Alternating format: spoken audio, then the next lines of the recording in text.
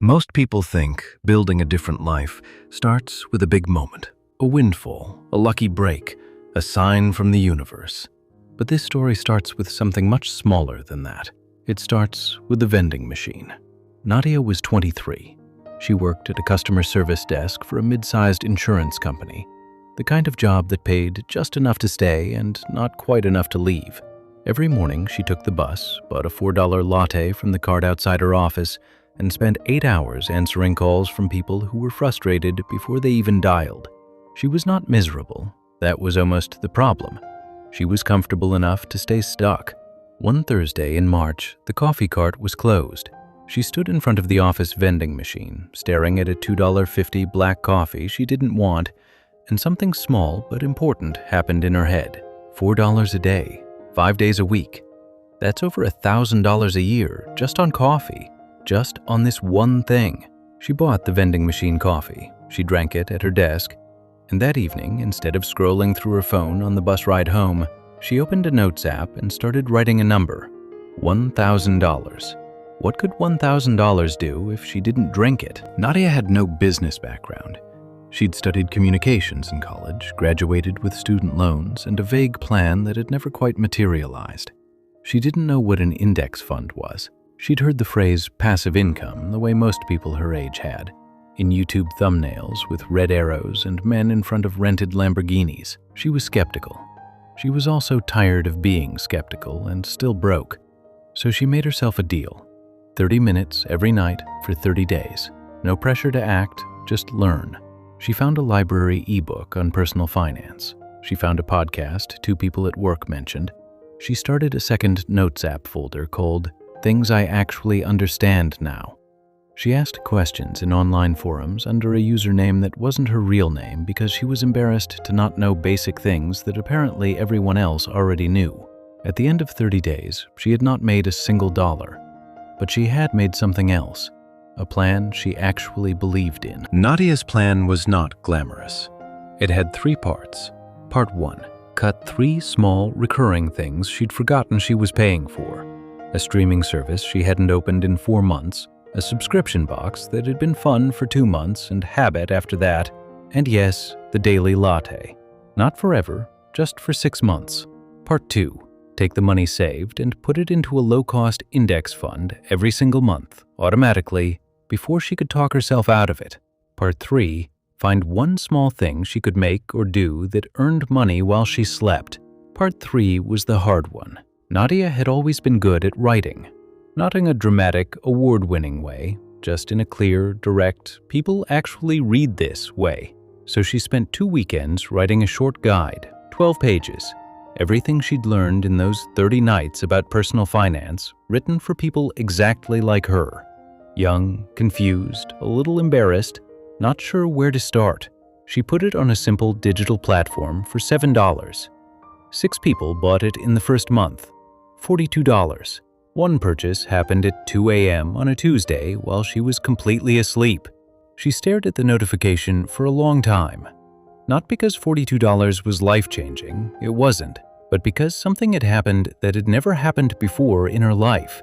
Money moved toward her while she was doing nothing. That feeling, small and electric and real, was the actual turning point. Not the amount, the proof. The next 18 months were quiet. Nadia kept her day job. She kept taking the bus. She updated the guide twice, added a second one, and started a small email newsletter about money for people in their 20s that grew to 400 subscribers, slowly, one reader at a time, mostly through word of mouth. She invested $200 a month into her index fund without fail. Some months the market was down and she felt anxious. She invested anyway. She'd read enough by now to know that the anxiety was the price of admission, and that pulling out was how people lost. She did not tell many people what she was doing, not because she was secretive, but because she'd noticed that telling people about a goal before it was real had a way of making her feel like she'd already done something, when she hadn't. She told her younger sister. That was it. Her sister said, "That sounds really boring." Nadia laughed. "It is," she said. "That's kind of the point." 22 months after the vending machine, Nadia opened her phone on a Sunday morning and looked at 3 numbers. Her index fund had grown to $5,400, not through luck or a market explosion, but through consistent deposits and the quiet math of compound growth. It wasn't enough to retire on, it was enough to feel like the beginning of something real. Her 2 digital guides had now sold to 1,100 people across 14 countries. She had never met any of them. Most had found her through a search, read the free first page, and decided to pay for the rest. Last month, they had earned her $340. Her newsletter had 1,200 subscribers.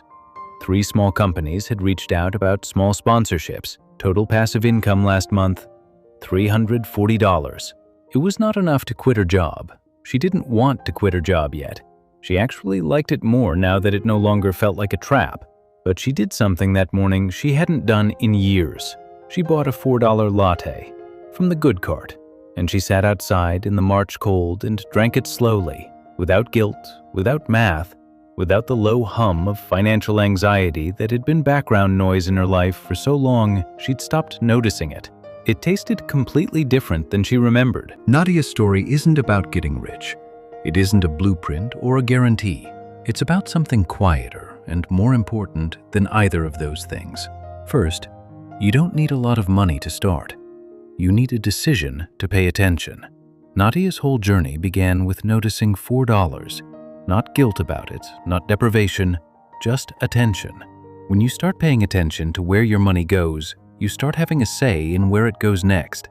Second, passive income is not magic. It is delayed work. The guide Nadia wrote took 2 weekends. The newsletter took 18 months to grow. Nothing happened automatically or instantly. What made it passive was that she did the work once and it kept paying her. That is a very different thing from easy, but it is a very achievable thing from patient. Third, the boring plan followed consistently beats the exciting plan followed occasionally. Nadia's strategy was not impressive at a dinner party. It would not go viral. But it worked because she didn't stop. The most powerful financial tool available to a person in their 20s is not a hot stock or a lucky investment. It is time, combined with consistency, combined with the willingness to be boring about it for long enough. So here is what to take with you today. You don't need to be wealthy to start building wealth. You don't need to be a genius to understand money. You don't need a big moment. You need a small decision, made honestly, followed by another one. What is your $4? Find it. Keep it. Put it somewhere it can grow while you sleep. That is where different lives begin. Not with a windfall, not with a lucky break, but with a vending machine coffee and a notes app and 30 minutes you decided to spend on yourself. If this story felt like something you needed to hear today, share it with a friend in their 20s who is figuring it out. That's all for now. See you in the next story, and don't forget to subscribe for more inspiring stories.